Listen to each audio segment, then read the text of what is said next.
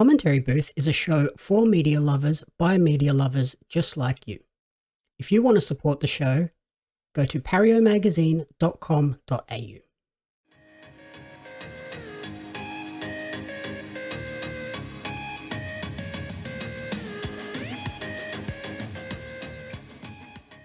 Welcome to the Commentary Booth, where we watch and, you guessed it, commentate on the week that was in movies and TV.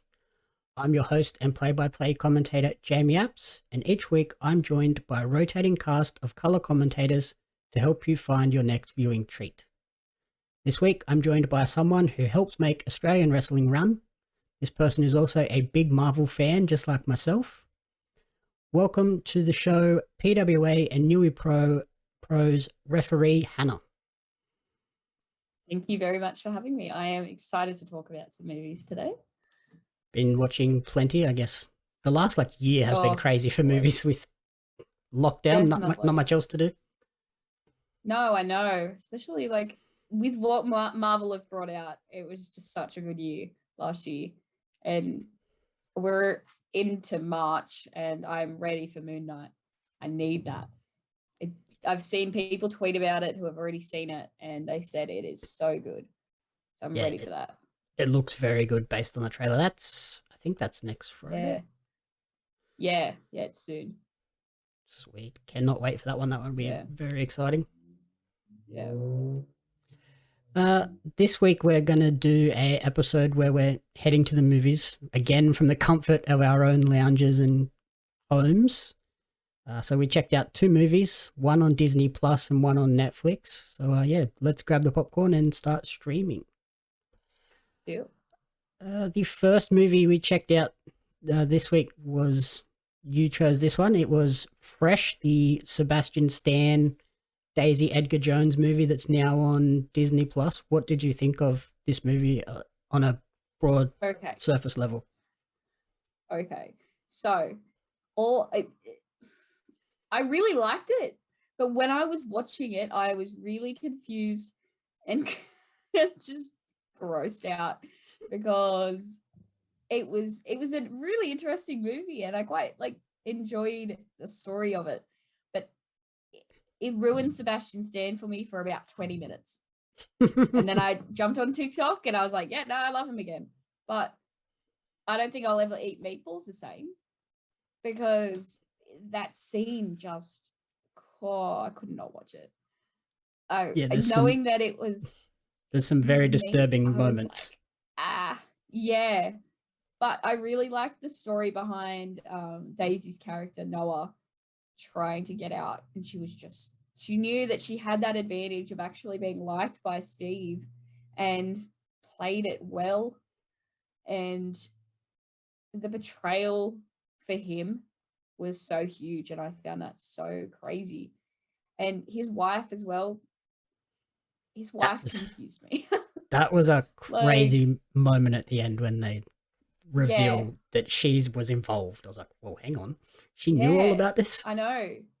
And when they showed her foot, I was like, yeah, she must have been one that he's tried to take and fallen in love with her. But you could obviously see the jealousy on her face when she realizes that he's got this other connection with Noah now.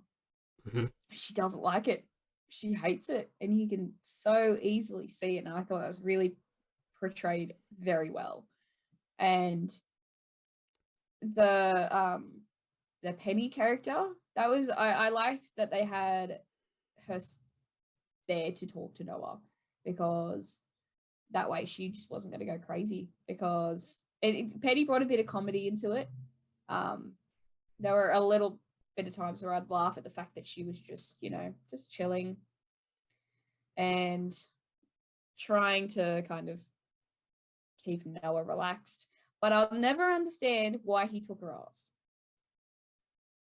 Out of all the pieces, went there first. Yeah, especially if you're trying to hobble her so she can't escape. There's different muscle groups you could have attacked there. Yeah, maybe a foot or a leg, like you did with everyone else. But I enjoyed it after watching it because I got to think about it a bit deeper. And as I said, it ruined Sebastian Stan for a little bit because every time I was looking at him, I was like, wow, this man is Bucky. And now when I watch Marvel movies, I'm going to see a cannibal because it's just there. Yeah, he's done But some very different roles recently. Like, he's obviously the big Marvel roles. Then yeah, he's got Pam and Tommy, which is also on Disney yeah, Plus. And that's a very different yeah, role again. And then this one, I yeah, was just like, this guy's a good actor. He does a very good job of playing very different people. definitely. Oh yeah, I love Sebastian Stan, but this movie just he just did it too well. And I was like, this man's a cannibal. What do you mean? And the fact that they made him a vegan, technically, I was like, oh, that's smart. Make That him, was that make was him, so gross. He's like, I don't eat animal yeah, products. yeah. I was like, all right, just give us the hint. But I found it interesting that the first like 30 minutes was the intro because then they showed the fresh title Yep. and it was like, oh, okay, cool. So they were showing the whole process of what he does to kidnap someone. And then they're like, this is where we actually start. Like, this is the actual start of the movie.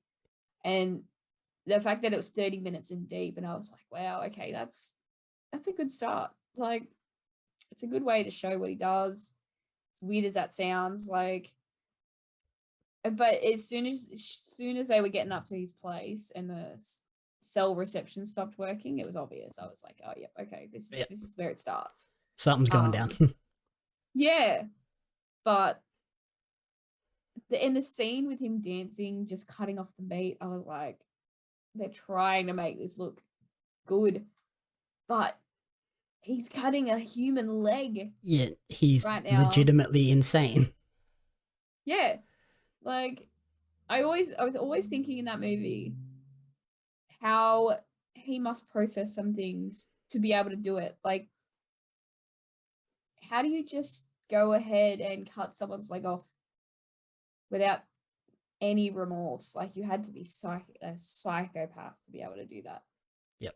And like while And they're still alive too, like he's not killing these people yeah, and then putting them in the freezer and taking bits and pieces to keep the business, which is yeah, such a weird business, a business running. He's harvesting them while they're still alive.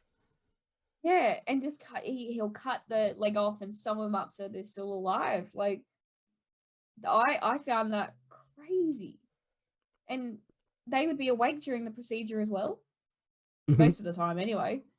But I I think the art of the movie was really nice.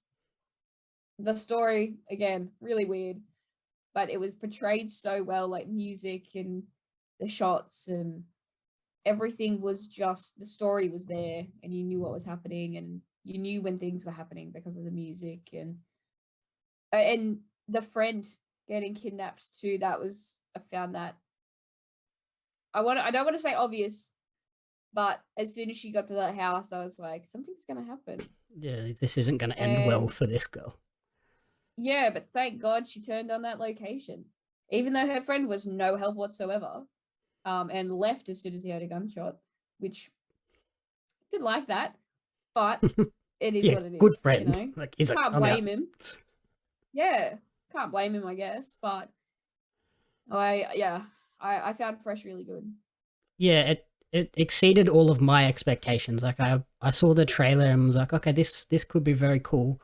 And then yeah, it just took it to a whole new level. I wasn't expecting as much sort of comedy and black comedy in there as well. Like I Yeah, expected this to be a full scary like horror thriller movie. movie, but Yeah, it's sort of it does a really good job of not crossing that line into gore torture porn realm. Like yeah, it shows enough of that so it's like, oh, this is a bit disturbing, but it's not all that. And then it yeah, doesn't overly use like jump scares either. It is really all about the story and the dynamics between Noah and Steve and I guess the yeah, dangers of online dating. yeah. No, definitely. And I found bits of the movie where I was getting a bit tired because I was watching this the latest time possible. But it would jump me back in. I would just wake up because of some things. Like I wanted to kind of just pause the movie and watch it again in the morning. But about 30 minutes before the movie ended, it just reeled me in and I got way too interested and I couldn't take my eye off the movie. And I think they did a really good job of keeping that interest there, because with her faking all the liking and stuff like that, the fact that she had to eat human meat just to kind of portray, Prove, like, to try and convince him that she liked him. Yeah, like I couldn't imagine anyone having to do that. It's insane to me. But she did a really good job. I know, obviously it's not human meat, but every time I look at the meat, it was like there was bits in the grinder where he was making the meatballs. I was looking at that. I was like, I know it's cow, but it's not cow in the movie, and look gross. It's human. But yeah, no, they definitely, the story just keeps you going. I did laugh at the start when they show her with her like trying to do the online dating thing, and just some of the messages she gets, they made me giggle at the start. And then the guy that she went on the date with, of course his name was Chad. I was like, of course it is. Yeah. No, that whole scene was cringe. And I was watching it with my boyfriend at the time, and I just looked at him and I was like, thank you so much for making me avoid this, because we've been together since we were like 16, so I didn't have to deal with the whole online stuff. And I was like, thank you so much. I don't have to deal with this ever. Like, because that was one point as well where I was like, I can't watch this. It's just cringy. And I know people have to deal with that too. And it's just the comment he made. I was like, that's just gross. Yep. And then him not holding the door open for her, and then saying like, oh yeah, I think this went really well. I was like, mate, you're kidding yourself. Like, none of this was going well. Joking. What are you talking about? Yeah, I know. Like, he's got some high hopes for something that's not lasting. Yep. But yeah, like you said, like with the title sequence not coming in until 33 minutes or something, that first part really does feel like more comedy rom-com centric, and then the title sequence hits and we shift into, okay, now we're getting into crazy intense thriller movie mode. And yeah, I love that switch. Really cool, really well done. And then, but then it still keeps elements of the comedy later in the movie as well. Like, you'll be sitting there and they'll say some sort of cringy joke about the human flesh, and it makes you sort of feel a little bit uncomfortable and grossed out by yourself. Like, you look at it and go, why am I laughing at this? This is not a laughing matter, but they've delivered this so well that I had to laugh. Yeah, there were definitely moments like that. It was like, oh, there's a bit of comedy and there's a bit of like lightness in this movie, but at the end of the day, it's still cannibalism. It's like, why am I laughing at these jokes about eating human meat? Like, just didn't make sense, but it was still had that humor in it, which I liked. I think it made the movie a bit more likable, because I think if it was just straight, no humor, no any, like, just plain just cannibalism stuff, probably wouldn't have been able to watch it as easy as it was. But it made it just feel a bit better in watching. Yeah, it definitely made it easier to get through rather than a slog of just like, this is really intense and gross. But the comedy was just like, okay, it's keeping me interested and motivated to finish it. I'm surprised we didn't dive more into like the people that are buying the meat off him. Like, I wonder if we get a sequel in a couple of years that goes down that path, where now that he's out of the picture, where are these people now going to? Yeah, it would be interesting to see, because you don't get to see a lot of who's buying the meat. You kind of, the main thing you see is that everyone looks rich. They're all in fancy suits. They've got big watches. They all look rich, which is very interesting to see. But it would also be cool to see just even one story behind the person who's buying the meat. and see why they're buying the meat. And are they the same as Steve, where he doesn't eat animal meat, or is it like a delicacy where they only have human meat once a month or something like that? I found it interesting as well that he would send little little belongings trinkets of the and person. stuff. Yeah. Yeah, that was So the gross. person kind of, yeah, just to see like who it is they're eating. Like they really take it personal. They're Yeah, not like just that. thinking about the fact that it's human meat. It definitely made it a much more like personal thing rather Yeah. than just, okay, here's your monthly supply of steaks. Yeah. Yeah. And the fact that it was also only girls was also an interesting thing, because everyone who was eating it were males. There were no females eating females, or like they mentioned males, but as he said, it was Yeah, he the likes eating money's in females more the because money's in women. yeah, Like, whoa, that's yeah, gross. yeah.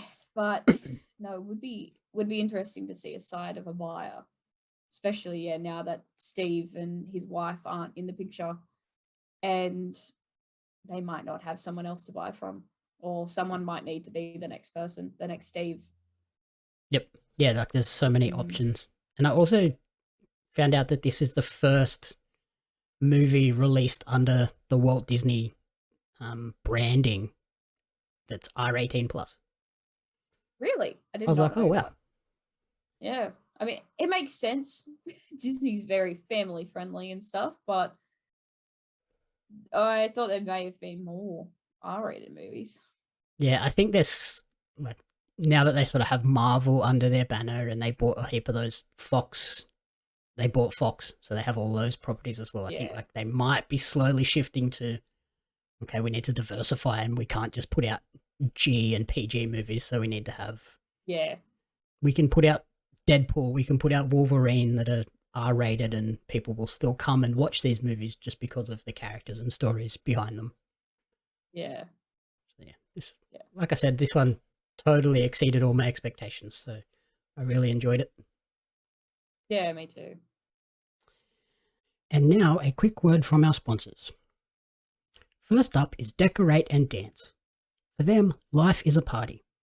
With the world reopening and parties now becoming much more viable, if you're hosting a party, then all of the ingredients you need for a good time start with the 3Ds: design, decorate, and dance. You can't have a party without a theme, design, balloons, florals, and decorations, and some good tunes, dancing. The team over at Decorate and Dance can provide it all. Specializing in kids' parties, adult parties, hens nights, baby showers, corporate events, and weddings, Decorate and Dance are your one-stop shop. Book a designer, decorations, and a DJ for your party to be remembered at www.decorateanddance.com.au. Next up is LF9 Designs. Are you in need of a new logo, event posters, Twitch overlays or emotes, or perhaps even merchandise designs? Look no further than LF9 Design for all of your graphic design needs. The team at LF9 Design can create anything that you need to suit all styles. Check them out on Instagram at LF9 Design. Maison de Femmes create romantic, handmade, gold-filled jewelry for lovers and dreamers. Each piece is handmade and personally shipped by Jess Kumanovsky of Australia. If you are looking for an amazing and unique piece for a loved one, then look no further than Maison de Femmes. Maison de Femmes can be found online at maisondefemmes.com. That's MAISONDEFEMMES.com. And finally, Tegan Tag Photography. If you're ready for something a little different, ready to stray from the path of a traditional photo session, then get in touch with Tegan Tag Photography. Tegan specializes in water photography, family photo sessions, maternity shoots, and any type of photography incorporating Mother Nature. Bookings with Tegan can be made online at tegantag.com.au. That's www.teegantagg.com.au. the other movie that's now on Netflix, The Adam Project, 2022 sci-fi action comedy starring another Marvel person, Ryan And Reynolds, Reynolds and and Mark Mark Ruffalo. Ruffalo. Yep. Who else is in this? Jennifer Gardner and Zoe Saldana. What did you Yeah. Oh think yeah, of Zoe, of this course. one? I really liked it, but I was not expecting it to be so sad. Like I felt really sad at the end of the movie. Right. Like It's this crazy comedy right Ryan up until the Reynolds. very end, and then all of a sudden Yeah, it's like, okay, now yeah, you're going to cry. yeah. Like Ryan Reynolds, I always expect his movies to be absolutely hilarious. And every comment that he makes is always really funny. Like Ryan Reynolds is just that person who is always going to be funny. He kind of plays the same But role at in the end every of the movie now. movie, oh yeah, it's always the same. But I was not expecting to be so sad by the end of it. I think with the trailer, it would have been interesting to not have Mark Ruffalo in it. Now that we know that that was the dad, like a bit into the movie, so it would have been cool to just have that hidden from the trailer. Mhm. Just a bit of an element of surprise, I guess. But I did find it quite interesting. It was definitely cool sci-fi stuff. I love Mark Ruffalo. God, he didn't have a huge role, not a huge role in the start, but his stuff in the end was just so good. But I was so sad when 12-year-old Adam was like having to leave him, and they couldn't tell him what happened because you can't alter the future. But that made me really sad. Mm-hmm. And then him and his mum, like he's a normal, he's a bratty 12-year-old who likes to make his comments, and his mum just feeling so bad about it. Like with older Adam in the bar, that made me really sad too, because I was like, his mum really does think that he hates her, but it's just how a 12-year-old acts sometimes. Yep. And older Adam kind of butting in and being like, Trying to he give her doesn't hate hints of you. he actually does love you, Yeah, but I can't physically say that yeah, I love you. yeah. Because that would be weird coming from a 34-year-old man or however old man. Like it'd be weird coming from a stranger being like, "Hey, I'm your son and I do love you." But yeah, that scene broke my heart. But yeah, no, I really liked this movie. I found that the sci-fi bits were good. It had a lot of what's the word? Like between the 2050 stuff when they came back and then the 2022, the blend of both was really good. Just having all those special guns and stuff like that in And 2022 just looked really nice. the lightsaber that wasn't a lightsaber. Yeah. Yeah. That was pretty funny. Yeah, so like it follows Ryan Reynolds' character, who's Adam, coming back from the year 2050 on a mission to save his wife that went back Life. to 2018 and Yeah. got stuck there or something. But yeah, he crash lands in 2022 and meets his 12-year-old self, and then they go on this crazy adventure to try and basically save the future from collapsing in on itself. Yeah. I want to know how he got shot. Because if he was in the ship, like, did he get shot before he got in the ship? Or was he shot Yeah, during? they don't explain that, do they? It's just like No. I just crashed and He was I'm just shot. shot. Yeah. Like, we were trying to figure out whether or not it was during the ship, because there was no way a bullet could get into a ship and not damage it a lot. But Mm-hmm. it was damaged. But yeah, that didn't really get explained. So it would be interesting to see what happened before the first scene where he was flying it. Yeah, in my head, I just assumed that he got shot trying to get into the base to steal the ship. Yeah. That could be totally wrong. He was he must have been bleeding out for a while though. Yep. I love the way that 2050 Adam and 2022 Adam sort of realize that they are the same person as well when they kick the fridge shut and they yell at the dog at the exact same time. And They just Did start looking the at each other same like, hang words and on, everything. are we the same Yeah. person? Yeah. I think it was Um, really good connection of being like, hey, to not say, hey, I'm older you, but just showing all those little things that only Adam would know, yep. especially the way they did yell at the dog. It was like he was technically not breaking any rules because he didn't come out and say like, yeah, I'm you, but enough hints was all Adam needed to be like, yeah, no, that's me. That's just older me. Yep. And I loved Yeah. the scene where the old adult Adam is he stands up for the young Adam with the bullies and just terrifies Oh that yeah. bully so bad. Yeah. That was very fun. I mean, yeah, But he had to let him get beat up, but then as soon as he ran away, he defended himself technically. And I found that super funny, especially how he's just like, "Are you peeing yourself right now?" And he's like, "Yep, yes, I am." That was really funny.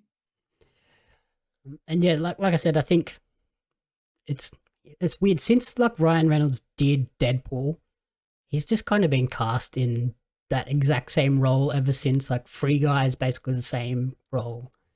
This one, he's just Yeah, another wisecracking smartass who just somehow always comes out on top, even though like yeah, sometimes he looks like he really shouldn't be succeeding in these crazy missions. yeah. He's definitely got a vibe for his characters now, and I don't think it'll ever go away. Um, because that's what's I don't want to say that's what's made him successful, but it's what's made him rememberable. Like Yep. people know him because it's like, oh yeah, Deadpool. He's this funny character. Like, and then if they keep playing him like that in each movie, they're going to be like, oh, that's the Deadpool guy. They might not recognize him by his face, but they can recognize him by his mannerisms and the way he acts. And because people may see clips of Deadpool but not see his face, so they'd know just by the way he's acting. And I think he'll never be able to get out of that role ever again. he's stuck in his Ryan Reynolds Deadpool no matter what character he plays. Yeah, and I like it's working for him, so I don't see why he would want to, but it's gonna take Yeah. like a drastic change doing some crazy dramatic role for him to sort of break out of it, I think, if he ever wanted Yeah, to. you got to do a really serious role to get out of it. But I don't think he would do anything serious for a while. Yeah, you gotta pull a Sebastian Stan and play a crazy cannibal. Yeah. Yeah. Uh, what did you think of Walker Scobell, the 12-year-old Adam? I felt he did a really great job of sort of He did playing so that good. Deadpool crazy silly role as Yeah, well. definitely. Yeah, I think he was the perfect person to cast as a young Ryan Reynolds because I don't know if you saw it, but there is a clip of the kid reciting the first scene of Deadpool 2, I think it was. Um he just does it word for word. Apparently he's memorized the whole movie though. He loves Ryan Reynolds and he's seen all these movies and all this, and the fact that he got to play the young Ryan Reynolds, he was just absolutely perfect. They both had the smart ass mannerisms, and I think they, as and two actors, they connected really well, especially so young. Like he just did a really good job. Yep. And Jennifer Garner didn't have like a huge role, but I felt like her role was crucial to that story and the big sad moment that we get at the end. Like Yeah, without her sort of being what all these three guys, their life and world revolves around their love for her. Without her in yeah. this role, that we wouldn't have had Oh, that big emotional moment at the end. yeah, definitely. It was definitely needed. Because yeah, as you said, like they all revolved around her. It was always whatever they did was for her. And at the end of the day, like if it wasn't as sad as it was, it wouldn't have been as memorable. And I like it's a sci-fi movie, but I don't think it had like overly complex sci-fi elements as well. Like time travel can get a bit crazy at times with the rules and everything, but this one sort of felt pretty like simple of these are the rules, don't alter Yeah, time too much, but we'll give a little bit of leeway here and there to fix a few things. But Yeah. it was. Like I guess if you compare it with Avengers Endgame, I feel like those two time traveling things are very different. Because Avengers, they are purposely trying to change things to get the stones back, but then they put it back and everything's normal again. But it was a lot more simple than in the Adam Project, because it was just like, yeah, we're trying really hard to not change the past so that the future's different. That's what we need to do. When the creators who made time travel, the dad and his associate, were the same. They didn't want to change anything. They didn't want anything in the past to be different. Otherwise, it would affect the future, and it just all made sense. It all clicked. Yeah, like it just all served that story of showing that heartfelt plot of savor your loved ones and basically Yeah, savor the time that you have with them while you have it with them, because yeah, you don't always have that time. Like the father passes away, yeah, so the son definitely. loses that, but then he looks Yeah, back as an old man looking at how he treated his mum, and he's like, oh, I really should have been nicer to her. And that I felt like was the core tenet of the movie. yeah, definitely. um, I did some research after watching it, and this movie's been in production for quite a while though.